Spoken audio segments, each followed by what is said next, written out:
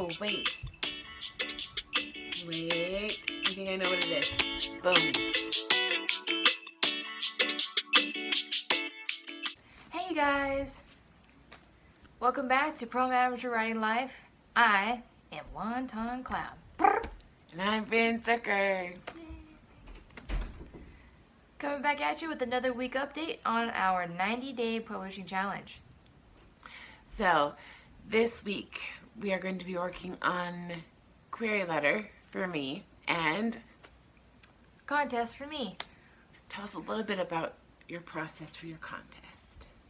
Basically, you go and find a contest. It does help if you have the writer's market book or just understand the writer's market, who's putting out contests when. Find one in a genre that you want to write in. I chose a horror one for reasons because it was really close. And then you look at their guidelines.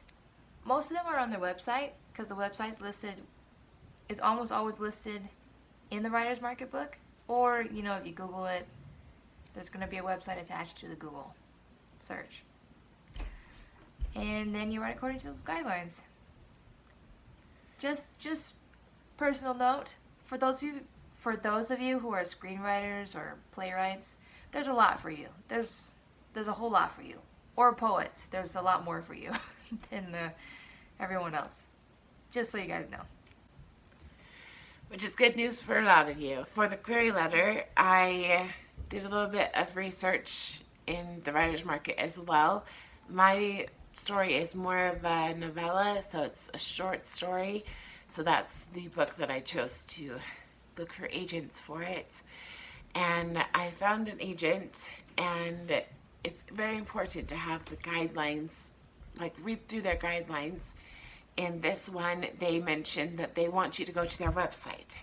So I went to their website, and they talk about how the person who's actually in the listing isn't the person you want to submit to anymore after March 30th, which it's not March 30th. So now I knew, since I went to their website, that I need to submit it and address it to a different agent.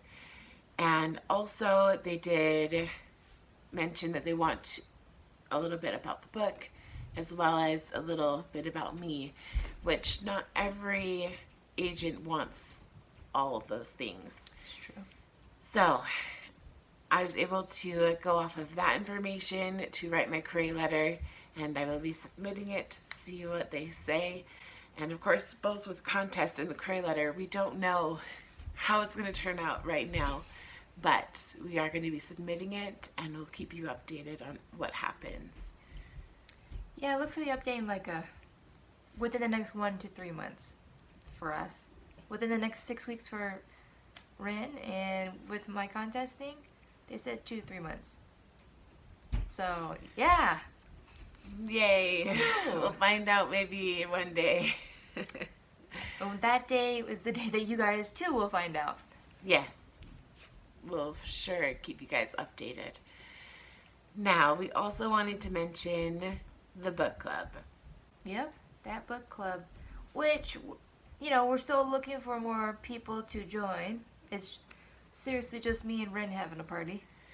It's a fun party. I know someone else who also read the book, but they are not really savvy with Facebook, so we'll just have to talk with them in person because it's a very interesting book.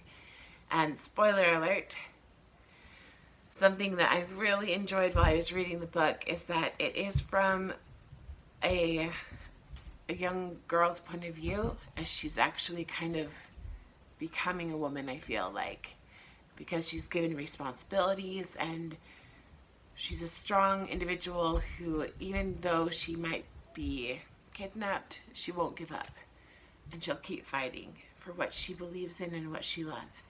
And it's a beautiful, beautiful arc that I was able to read. I hope you guys are still able to read the book, even with that spoiler. Wasn't that big of a spoiler, but it's beautiful. True, it is on the back of the book, in the blurb. The synopsis. Synopsis challenge. Check out the video. I'm going to post what I put in my query letter, and I'll just share a little bit of it right now. Yeah, you can do that because it's just a synopsis. I can't because the guidelines state that you can't really Release it. No, because they're like, if somebody else takes it, we're not gonna. You can't win the contest. And I'm like, you're right. That doesn't make any sense. Oh, So sorry, guys. maybe when the contest is over, maybe. Anyway, but yeah, Especially if she wins, right? if I win, you guys will definitely hear what won. I'm just saying. And if she gets her agent, which there's a very, very good chance she will, she totally will let you guys know. For sure. Another thing about the book club is that it's my turn. New book. I have a new book. And it is called The Alchemist by Paulo Coelho. I think I'm saying that right. He's from Brazil. Anyway, it's amazing. It's very simple. It only took me like an hour and 10 minutes according to my app to read it all. Which is, it's not bad. Just saying. So it's a pretty short read. But it's very interesting, I would say. I'm going to read it again, obviously. But And I think I actually have heard of that. yeah, Guys, it's a good one. We should all read it. it's always good. The author himself said that he reads at least once a year to like refocus himself, realign himself, which is kind of cool. So I'll read it again. It's not going to be a year since the last time I read it, but I'll read it again. Yeah. And if it's the one I'm thinking about, I'll read it again too. Yeah. So be stoked. Join the book club. We'll all talk and dish. We'll try not to spoil too much, but you know, it's a very short read. And you have a whole month. So, yeah. It'll be fantastic. Fantastico. I don't know what that is in Portuguese, and that was Italian. So that's that. That's the update on the book club for the next month. And now, challenge. New weekly challenge. Boom. This week, we're going to focus on tension points and alleviations. Meaning, how to spice up your story and help your reader along. Push them towards the end. Because if you're all tension, then it gets tiring and the person who's reading doesn't really want to keep reading, is what I hear. It's true, though. It's true. It's kind of like if you read The Hunger Games. The beginning, it gets kind of, it's always slow in the beginning, but then, like, once it hits the tension points, you're like, I can't stop reading, and you feel like you have to read or you're going to die. Unless that's just me. But, you know, it's probably not, right? There's more people who love to read like I do. I think so. And then the alleviation, if you keep it too relaxed, then it's like, You fall asleep. Exactly. So you have to, like, place them strategically. Also, like, make your story great with them. Diversity, variety, is what I'm trying to say. Exactly. So we're going to kind of outline a couple of them, I think. Yeah.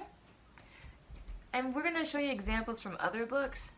Not necessarily ours, because, like, I'm still writing mine. And hers, it's still being written as well.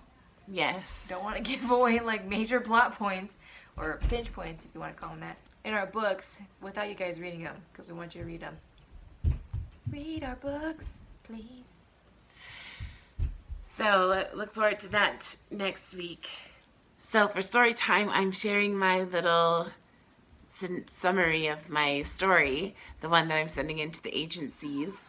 There is one agent that I did kind of single out because they kind of work with the genre that I'm looking for.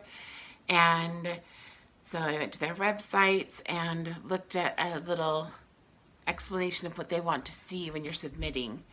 So at first they want to put dear, and then they have in parentheses agent's last name. And when I went to the website, I noticed that the agent that's listed in the book that I was referencing is no longer the agent that's looking at submissions. So I'm sending it to a different agent, and I'm using their last name to address them. So I have dear, and then their last name. I put a little MS next to it too, just to make sure that it didn't, I don't know, I don't want it to sound weird, but I thought that was polite. So that's what I put in. So they asked for you to go directly into the summary, and they wanted to make sure it wasn't in your character's point of view. So this is my little summary that I wrote for my query letter. Hope you like it. Autumn Riley Fay used to believe in her mother's fairy tales, but after her mother's disappearance, she starts wondering if she might be crazy. Her sanity is put in question when she meets Elm, self-proclaimed tree spirit, who is desperately insisting that she is Lady Autumn, who is ruler of the sacred realm of the season of autumn. Will she decide to take her place as the rightful heir of autumn? Or will the world be left in a state of perpetual summer? And that's all we have for you guys.